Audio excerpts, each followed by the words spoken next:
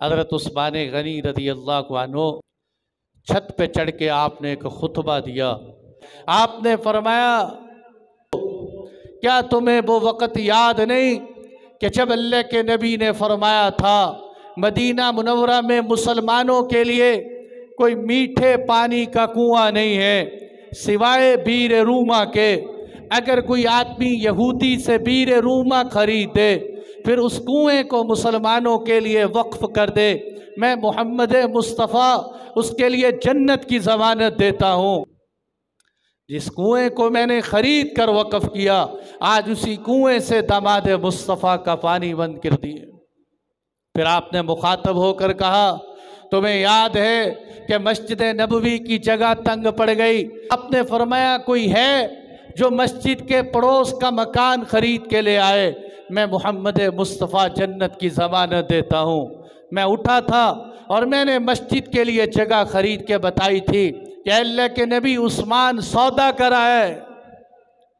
آپ صلی اللہ علیہ وسلم نے میرے لیے جنت کی بشارت دی تھی، کیا تمہیں یہ بات یاد ہے؟ سب نے کہا یاد ہے۔ آپ نے فرمایا او ظالموں آج اسی مسجد میں مجھے نماز پڑھنے سے روکتے ہو۔ تیسری بات آپ نے ارشاد فرمائی صلح حدیبیہ کی بیعت رضوان یاد ہے کہ جب اللہ کے محبوب نے اپنے ہاتھ کو میرا ہاتھ فرمایا تھا،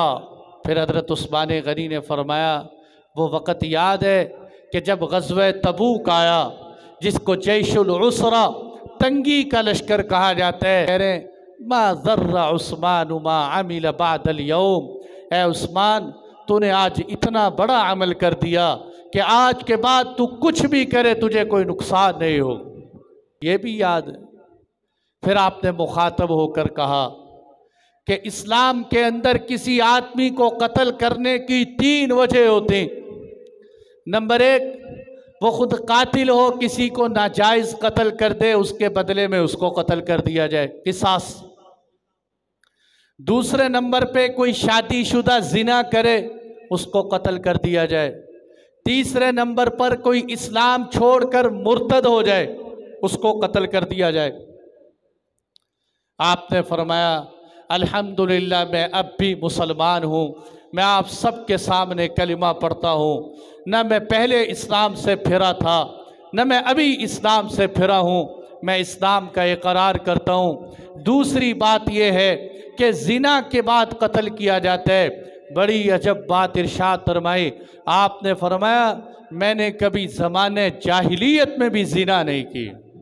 اسلام میں تو کیا زنا کرنا ہے، اور اللہ کے فضل سے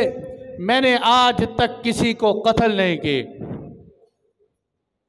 مجھے کیوں قتل کرتے ہو؟ آپ کے یہ ایسے خطبے تھے کہ آج بھی مظلوم لوگوں کی آواز ہے،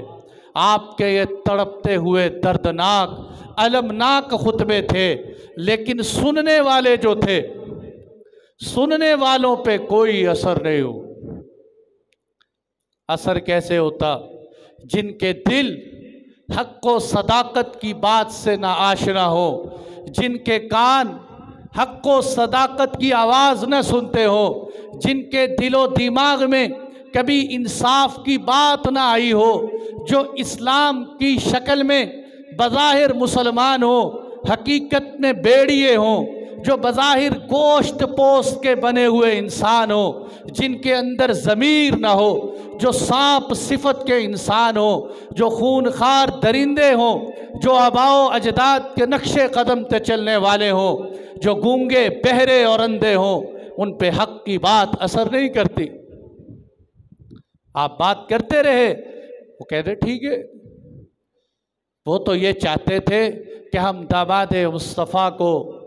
نیزوں سے، تلواروں سے، لاٹھیوں سے شہید کر کے ان کا خون پی جائیں، خون پینے کے بعد ہمارے انتقام کی پیاس بجھے گی۔